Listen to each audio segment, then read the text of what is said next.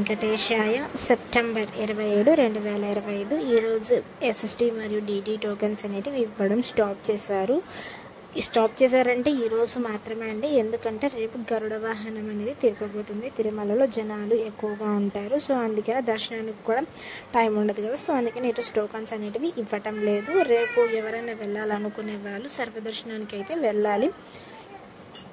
అలానే స్వామివారిని నిన్నటి రోజున ఎంతమంది దర్శించుకున్నారు అనేది చూద్దాం. 26వ తేదీ 9వ నెల 2025 75,358 మంది స్వామివారిని నిన్నటి రోజున దర్శించుకున్నారు. 29,166 మంది స్వామివారికి తలనీలాలు సమర్పించారు. నిన్నటి రోజున హుండీలో 2,58,00,000 రూపాయలు హుండీలో స్వామివారికి భక్తులు కానుకలుగా సమర్పించారండి. అలానే స్వామివారిని దర్శనం చేసుకోవడానికి ఎంత సమయం పడింది, సర్వదర్శనం వెళ్ళే వాళ్ళకి అలానే 300 రూపాయల దర్శనం అంటే స్పెషల్ ఎంట్రీ టోకన్స్ తీసుకొని వెళ్ళే వాళ్ళకి ఎంత సమయం పడింది అనేది ఇప్పుడు చూద్దాము. నేరుగా సర్వదర్శనం వెళ్ళే వాళ్ళకైతే నిన్నటి రోజున 24 గంటల సమయం అయితే పడింది. ఇంకా ఎస్ఎస్టీ మరియు డిడి టోకన్స్ తీసుకొని వెళ్ళే వాళ్ళకైతే 4 నుండి 6 గంటల సమయం అయితే పడింది.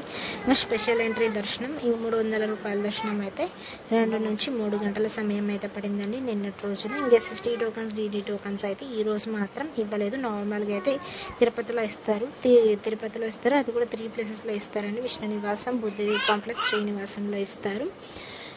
ఇంకా ఎస్ఎస్టీకి డిడికి డిఫరెన్స్ ఏంటంటే ఎస్ఎస్టీ టోకన్ తీసుకుని మీరు ఎలా అయినా వెళ్ళచ్చు, స్కానింగ్ అవసరం లేదు. డిడి టోకన్ తీసుకున్నప్పుడు ఖచ్చితంగా శ్రీవారి మెట్టు మార్గం వెళ్ళాలి. అక్కడికి వెళ్ళాక 1200 మెట్టు దగ్గర మీరు ఖచ్చితంగా స్కాన్ చేసుకోలేకపోతే మీ టోకన్ అనేది వ్యాలిడ్ అవ్వదు. ఇంకా స్పెషల్ ఎంట్రీ దర్శనం అయితే కేవలం ఆన్లైన్లో మాత్రమే బుక్ చేసుకోవాలి, ఆఫ్లైన్లో బుక్ చేసుకోవడానికి అసలు కుదరదు. ఇంకా దూరం నుంచి వచ్చే వాళ్ళు మాత్రం టోకన్ తీసుకోవాలనుకునే వాళ్ళు మాత్రం ఖచ్చితంగా ఒకరోజు ముందే రావడానికి ట్రై చేయండి. ఒకరోజు ముందే వస్తే టోకన్ తీసుకొని మరుసటి దర్శనానికి అనేది వస్తుంది. సో అందుకనే ముందు చెప్తున్నాను. Thank you for watching. Please like, share and subscribe my channel.